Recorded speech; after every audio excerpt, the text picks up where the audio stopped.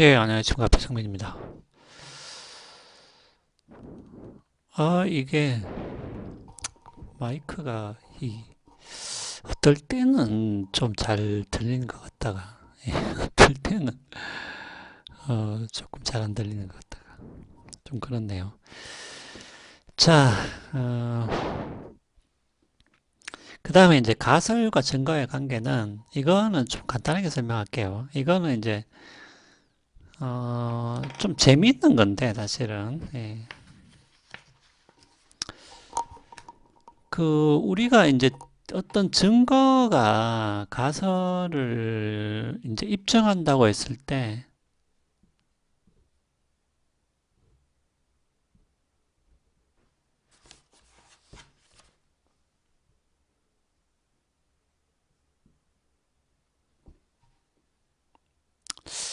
예, 조금 크게 써야 되는데, 예.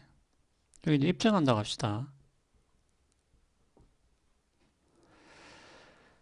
자, 그러면은, E가 H를 입증하는데, 요게 그러면은, 우리가 이제, 연역 논리를 배웠잖아요. 그러면은, 이런 거죠. 그러면 동치다.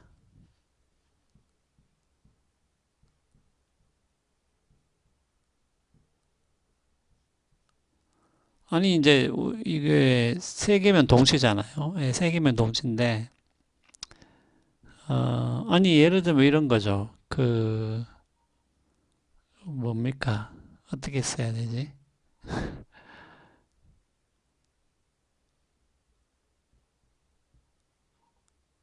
이것과 동치는 이거죠.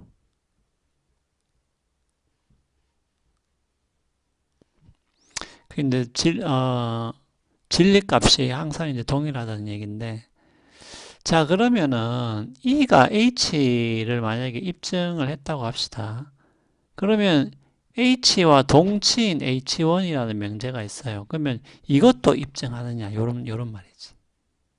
예.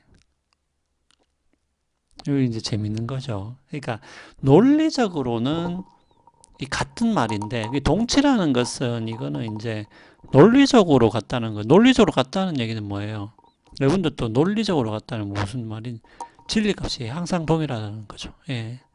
진리값이 두 명제의 진리값이 모든 경우에 동일하다는 얘기인데 논리적으로 같다는 얘기는 동치인 것이죠.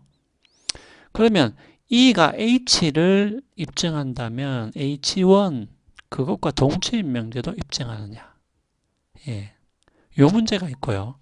그 다음에 두 번째는 이런 문제가 있어요. E가 이제 H를 입증해.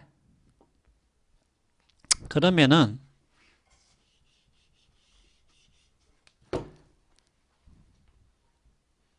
함축. 그러면 E가 H를 입증하면 이 H가 함축하는 명제가 있겠죠. 그죠? 예. 맞잖아요. 예를 들면은 여러분들 P 그리고 Q는 P를 함축하죠. 예. 그러니까 P 그리고 Q이면 P가 반드시 참이죠. 여기 함축 관계죠. 자, 그러면은 E가 H를 입증하면 H가 함축하는 명제 H2도 입증을 하느냐. 또 요런 두 번째 문제가 있고요. 맞죠? 재밌죠? 그러니까 동치인 것도 입증하느냐. 함축하는 것도 입증하느냐. 그 다음에 여러분들 여기 보시면은 세 번째 게 나오는데 이게 이제 역귀결 뭐 조건 이런 말이 나오는데 이거는 거꾸로죠. 가령 이제 이렇게 쓰면 되지. 여기 그냥 이 씁시다. 만약에 E가 H를 입증하면 H를 함축하는 H3. 그러니까 위에 거는 H가 H2를 함축하는 거고요. 밑에 거는 H를 H3가 함축한다. 그러면은 이때 E가 요 H3도 요 H3도 입증하느냐. 예, 요런 문제가, 요 세 가지 문제가 있다라는 것이죠. 예, 재밌죠? 근데 이제 역해결 조건은 이제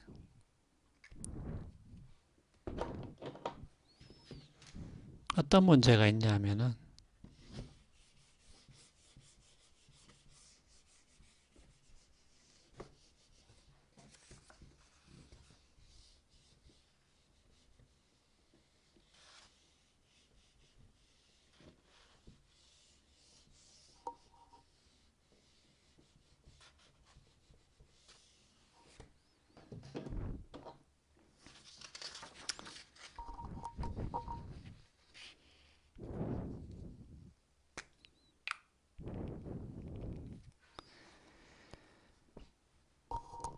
자, 그러면 이제 이렇게 한번 해봅시다. 예. 그러니까 E가 P를 입증한다. 맞죠? 예, 맞죠. 자, 그런데 여기서 이제 만약에 P 그리고 Q는 이거를 함축하죠. 예, 얘를 함축하죠. 예, 맞죠?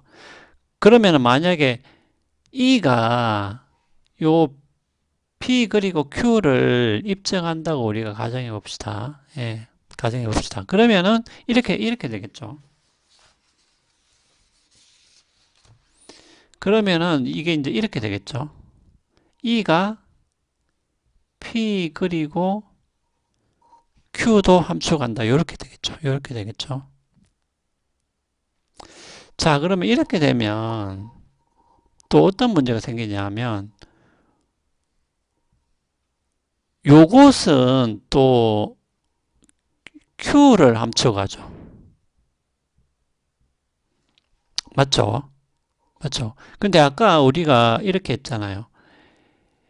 E가 P를 함축하면은 이것이 함축하는 어떤 H3 이것이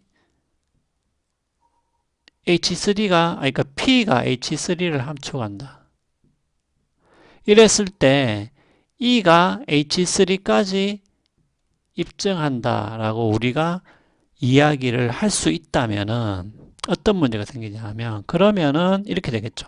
만약에 이것이 이것을 입증을 하고 이것이 이것을 함축을 한다면 결국은 E가 Q를 입증한다라고 우리가 말을 할 수가 있게 되겠죠.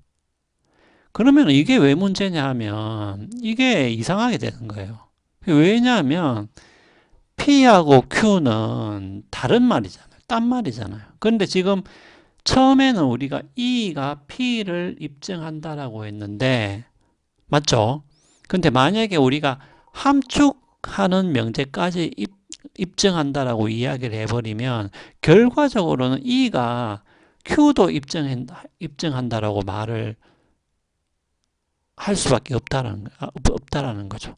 근데 이것은 직관적으로 이상하죠. 왜냐하면 우리가 원래는 E가 P를 입증하잖아요. 근데 P하고 전혀 다른 Q를 입증한다라는 결론에 도달해 버리기 때문에 이것은 말이 안 되는 거죠. 그러니까 이거는 이상하게 돼버린다는 거죠. 왜냐하면 보세요. 만약에 B가 온다. 맞죠? 근데 만약에 Q는 아무거나 해도 되잖아요. 만약에 비가 오고 차가 멈춘다. 아니 그러면 어떤 증거 E가 비가 온다라는 걸 입증했는데 만약에 이것이 옳다라고 가정한다면은 우리가 어떤 증거 E가 차가 멈춘다를 입증한다라고 말을 할 수도 있어야 되잖아요. 만약에 이 논리가 맞다면. 근데 이건 이상하지. 이상하죠. 왜냐면은 내가 지금 원래는 입증하는 게 비가 온다는 것을 입증을 하려고 한 증거였는데 이 증거가 차가 멈춘다라는 이 명제까지 입증한다고 말을 해버리니까 이게 이상하게 된다는 거죠. 그런데 우리가 이런 식으로 함축 관계, 그러니까 원래 그 가설이 함축하는 그 명제도 입증한다라고 이야기를 해버리면은 바로 이러한 이상한 결론에 도달할 수도 있다는 거죠. 자, 이거는 뭐 어려운 말은 아니겠습니다. 맞죠, 그죠? 예. 예. 요걸 함축하니까 만약에 이것을 입증한다고 말을 하면 이것이 이것을 입증한다고 말을 할 수 있겠죠. 그러면 이것이 함축하는 것은 또 Q이기 때문에 또 이게 이것을 입증한다라고 말을 해야 되는데 그렇게 할 수 있어야 되는데 그럼 결과적으로는 이상하게 되버리는 거죠. 원래는 E가 P를 입증하는 그런 증거였는데 E가 Q까지도 입증한다라고 말을 해야 되니 이상하다는 거지. 자, 그럼 그 말입니다. 여기서 이야기하는 거는. 예. 자, 그러면은 여기까지 해서 증거와 가설의 관계까지를 하고 이제 귀납적 일반화, 우리 교재에 있는 내용들 그 부분은 조금 빨리 넘어가겠습니다. 왜냐하면 우리 교재에서 한 설명을 똑같이 하는 거기 때문에. 그러면 뒤에 이제 필요 조건으로서의 원인, 충분 조건의 원인, 요거를 좀 여러분들이 자세히 또 보시면 되겠죠. 자, 그러면 여기까지 하고 또 이어서 설명해 나가도록 하겠습니다.